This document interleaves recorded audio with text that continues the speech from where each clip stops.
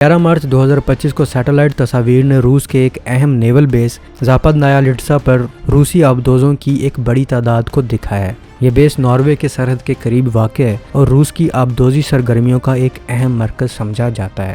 تصاویر میں 5 جوہری توانائی سے چلنے والی آبدوزیں دکھائی گئی ہیں، جن میں 3 آسکر 2 کلاس، 1 یاسین کلاس اور 1 جدید یاسین ایم کلاس آبدوز شامل ہے۔ یہ بیس روس کے شمالی بحریہ کے لیے انتہائی اہمیت رکھتی ہے اور ان آبدوزوں کی موجودگی سے ظاہر ہوتا ہے کہ ماسکو اپنی آبدوزی طاقت میں مسلسل اضافہ کر رہا ہے۔ یہ مشاہدہ ایک ایسے وقت میں سامنے آیا ہے جب آرکٹک میں جغرافیائی کشیدگی میں اضافہ ہو رہا ہے۔ اس بیس کا محل وقوع اسے روس کی نیول حکمت عملی میں ایک کلیدی مقام دیتا ہے۔ یہ بیس بیرنٹ سی کے قریب ہے اور روس کی باشن ڈیفنس حکمت عملی کا ایک لازم حصہ ہے، جس کا مقصد جوہری بیلسٹک میزائل آبدوزوں کو محفوظ رکھنا ہے۔ آسکر کلاس آبدوز سرد جنگ کی دور کی یادگار ہے، جو اصل میں امریکی بحری بیڑوں کو نشانہ بنانے کے لیے بنائی گئی تھی۔ تاہم حالیہ سالوں میں انہیں جدید کیلیبر کروز میزائل سے لیس کیا گیا، جن کی رینج 2500 کلومیٹر تک ہے۔ یہ آبدوزیں 2030 کی دہائی تک فعال رہنے کی توقع کی جا رہی ہیں، اور جبکہ یاسین کلاس یہ آبدوزیں روس کی جدید ترین آبدوزی ٹیکنالوجی کی عکاسی کرتی ہیں۔ سیورودونسک نامی اس کلاس کی پہلی آبدوز 2014 میں سروس میں آئی۔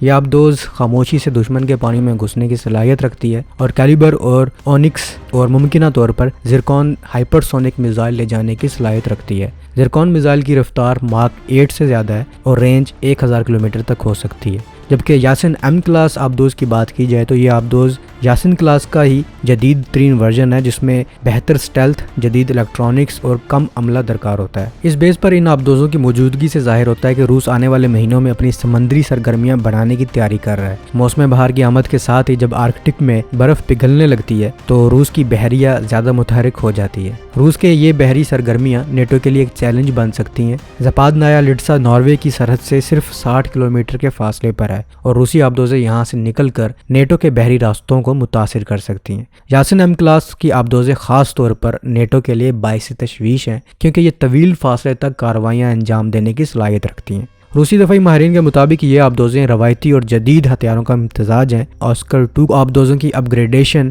روس کو وقت دے رہی ہیں تاکہ وہ مکمل طور پر یاسین کلاس آبدوز کی طرف منتقل ہو سکے۔ امریکی دفاعی حکمت عملی میں آرکٹک خطے کو ایک اہم دفاعی فرنٹ قرار دیا گیا ہے، کیونکہ یہاں سے روس مغربی ممالک پر براہ راست حملہ کرنے کی صلاحیت رکھتا ہے۔ نیٹو ممالک خاص طور پر ناروے، فن لینڈ اور سویڈن اس صورتحال پر نظر رکھے ہوئے ہیں اور انہوں نے اپنی آبدوزوں کی نگرانی کے لیے جدید P-8 پوسائیڈن طیارے تعینات کر دی ہیں۔